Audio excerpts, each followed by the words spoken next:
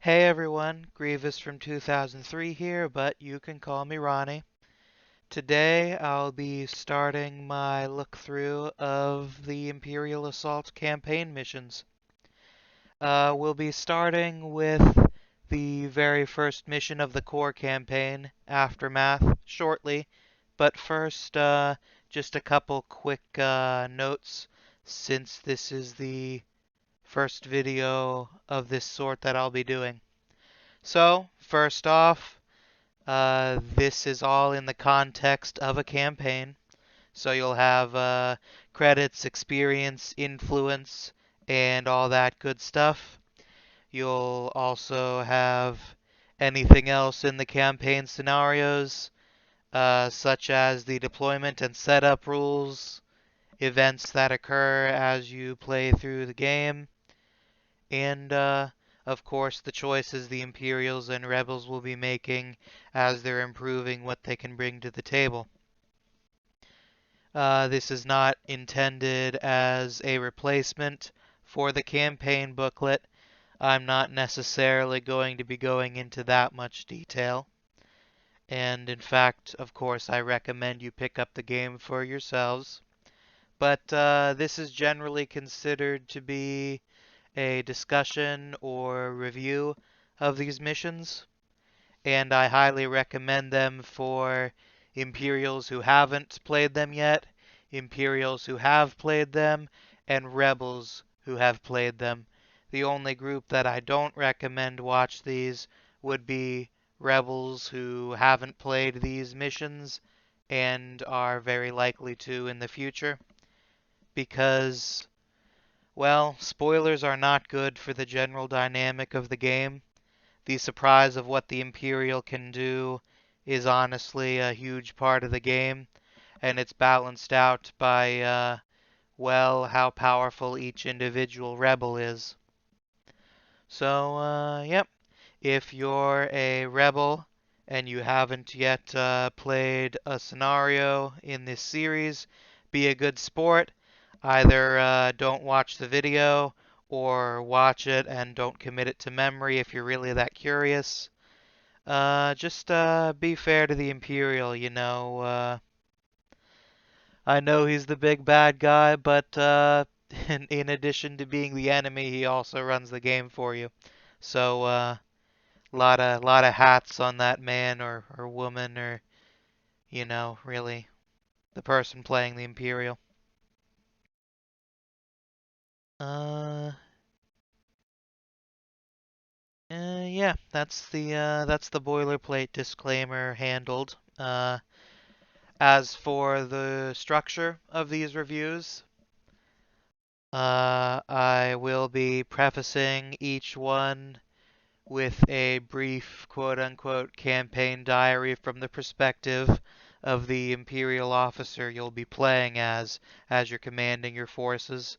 I guess technically you'd be of the commander rank at least uh, to have authority over all these soldiers, to make the budget decisions that the influence deck implies, and so on and so forth. So, yeah, you're basically in the hot seat as the Imperial during the campaign. Uh, Once that's done, we'll look at the mission briefing, what the events in game are, and when they trigger. And then we'll be looking at what the results mean in the end of mission section. Along the way, I'll be sharing the usual strategy tips you might expect, and just some words about what I tend to do when I play the game, when I play the scenario, if I have. I haven't played all of them, but I've played most of them in the core set by this point. So yeah, there won't be a whole lot of strategizing in terms of what you bring to the first mission, because that's all decided for you and you've just got the starter card for the class deck that you chose. So yeah, that's it for the preface. Let's get into it. So, you wanted to serve the Empire. Your reason didn't matter, at least not to them, when you walked right up to their recruitment stand and signed up. You spent a couple years in an Imperial Academy, learning what you had to do to perform the job. Once that was done, you were sent to a quiet, out of the way facility to press buttons on a terminal, watch it, make sure no rebels came bursting through the door to blow it up. Well, before you knew it, you were making orders. Then after that, you were making executive orders. It's hard to say whether you took your job seriously, just glided through, or some strange combination of both. But eventually someone must have noticed you, because then they assigned you to, well, to a large armored battle station that they called the Death Star. It was honestly just as boring as your last job, minding endless corridors, minding your, minding your control panel as usual. Obviously, there was going to be no rebels bursting through that door, of course. Well, there was that one time, but that was the cell block over. So, yep. Unfortunately, your plans took quite a turn when the station was destroyed. You heard the evacuation alarms, you rushed for the escape pods, and by some miracle, even though the station went supernova, you somehow survived. Uh, you ended up on the forest moon of Yavin 4, along with a few soldiers from the pods next to you. After a quick head count, you realize that unfortunately you're the senior officer. And what that means is that it's your job to gather the survivors. So you make your way to an aging facility, an explorer's post of some sort. You set up shop, you activate a transmitter, and all you have to do is wait for any other survivors to come to you. Fortunately, the transmitter is working excellently, and you've already had some people show up. Unfortunately, you have no doubt that the rebels have detected it as it's broadcasting on all frequencies. So, time is on your side, but the rebel commandos coming after you right now, well, that's starting to look like a very long timer you've got ahead of you. All right. So, welcome to Aftermath. As I mentioned previously, the first mission of the core campaign, and the first campaign mission pretty much anyone's gonna play.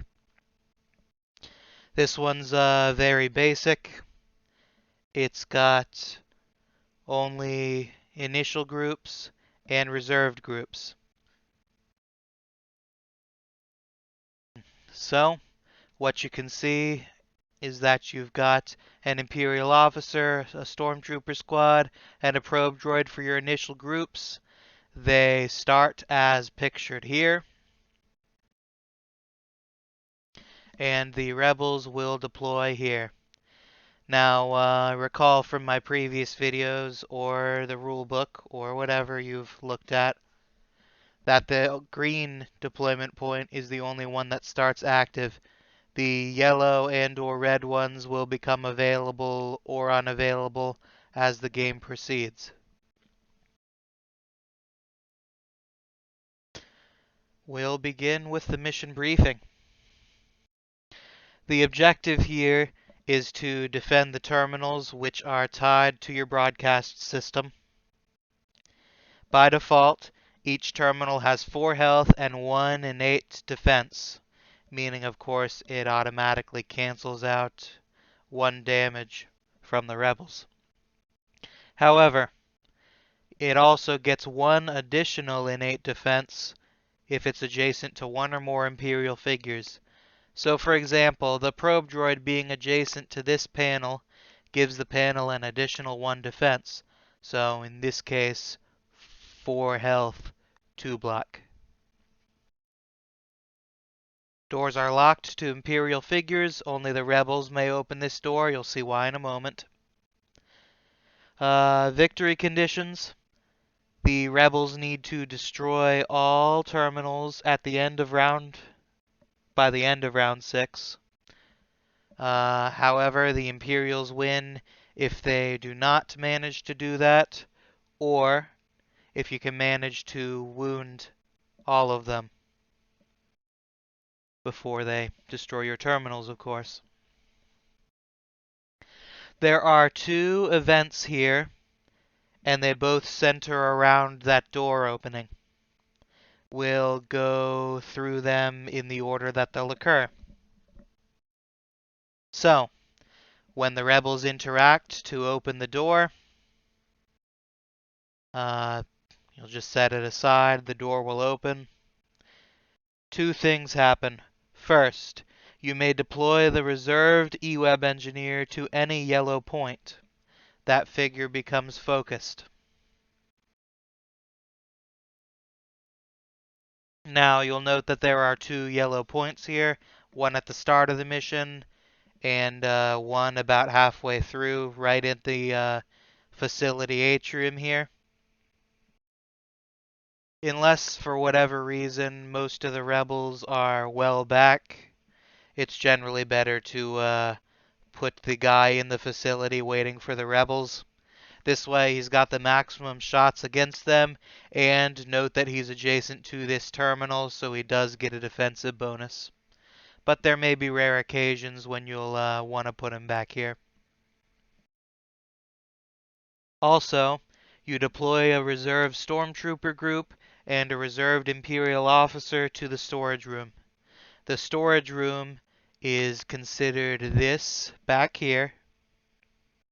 I generally consider just this tile the storage room, although this little sliver may also count. Note that you can place these characters anywhere in the storage room.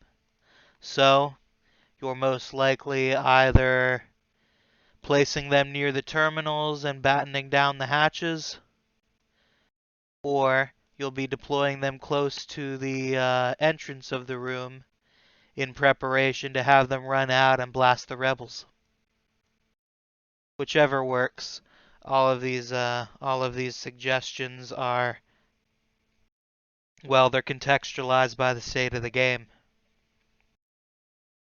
Alright, secondly, there's also an event at the end of the round in which the door opens. So, yeah, the door opens, you do all this, the rebels continue taking their turns, you continue taking your turns. At the end of the round, however, you get to choose one of the following options. First, each terminal may have 7 health instead of 4. This increases the maximum health of any terminals still on the board, and they'll still get the same +1 defense bonus if they've got 1 or more Imperial figures next to it. Generally a good option. The other good option is that you may close the door again. You just put it right back there. You tell the rebels, hey, you can attack this, but its health is 8, and its defense is 1 black die. Not only that, but the red deployment point now becomes active. So, obviously, you've got an interesting choice here.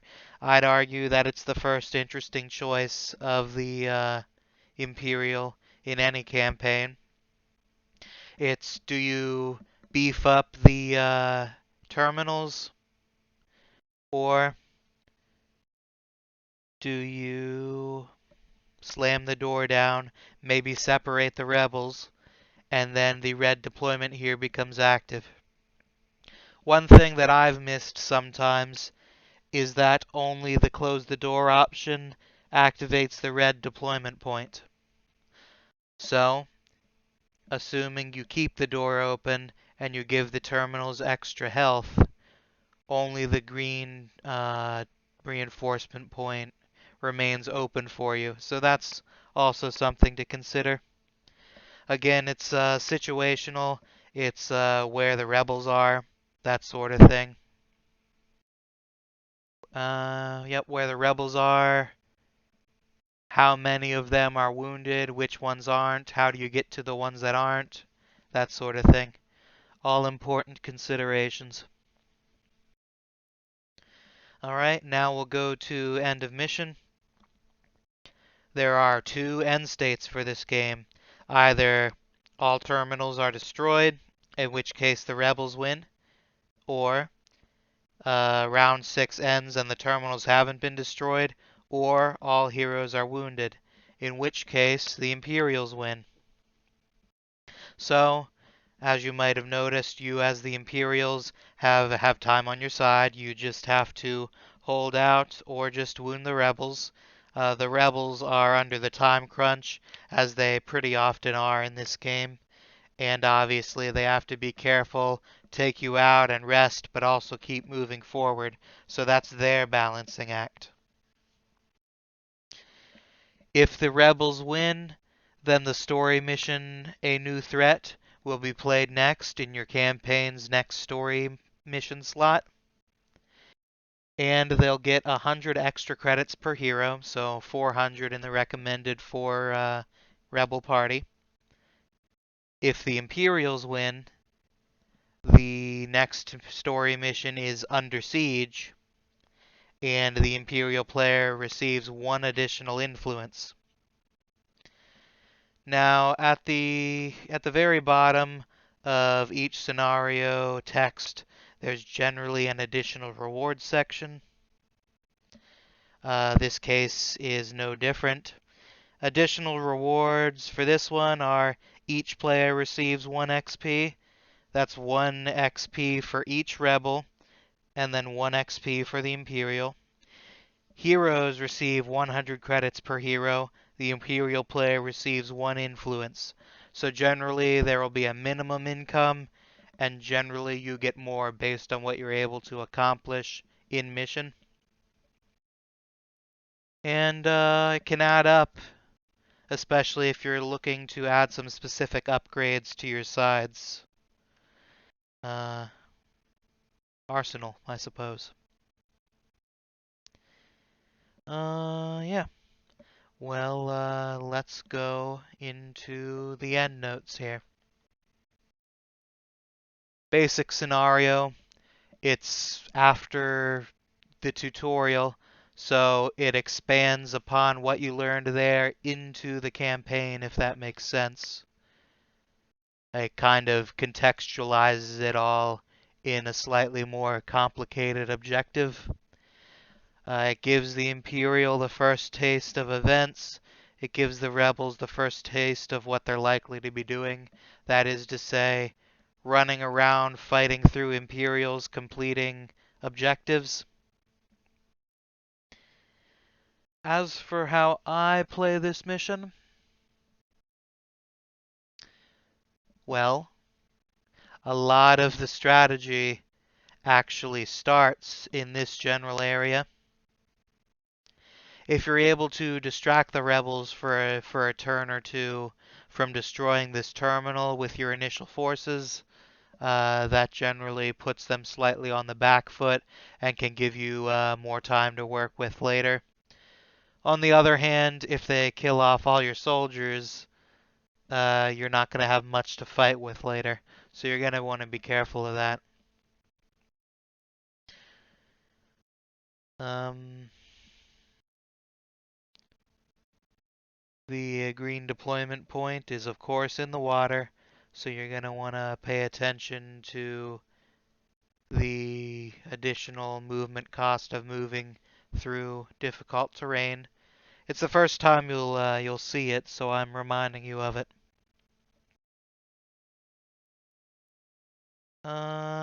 Yeah. Like I said, it's all around that door.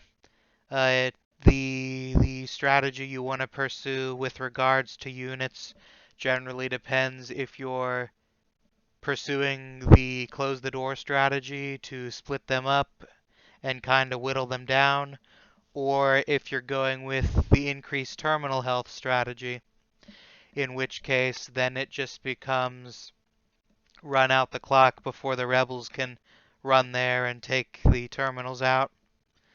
Now both obviously have the option for you to wound the rebels out, so you win that way. But again, it's all situational. Fortunately for the Imperial, it's on the rebels to either do something or lose in terms of the timer. That doesn't necessarily mean one side is favored over the other. I've had about 50-50 rebel win to rebel loss on this one. I think it's very well balanced. At least as much as anything in this game can be.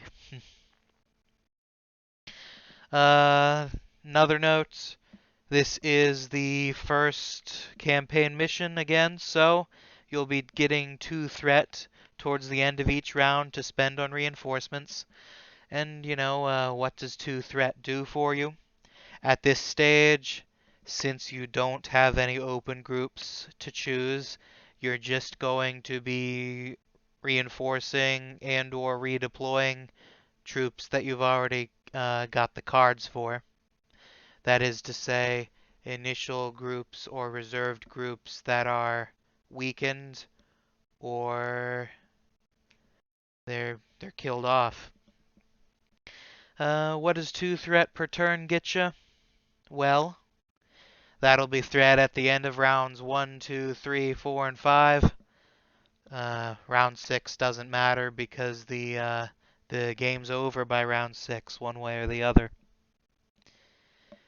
So that's 10 threat, 2 per turn. You've got to work with. What can you do with that? Well, you can bring back an Imperial officer. You can bring back a stormtrooper. You can save that threat and bring back a probe droid. Again, it all depends on the game state. You'll be hearing this a lot as we proceed through other missions. And yeah, depends on the state of the game. Sometimes if the rebels are beating up against the door, it can be interesting to move the probe droid right up behind them, because then you can self-destruct the probe droid and hurt the rebels unless they spend the actions destroying the probe droid first.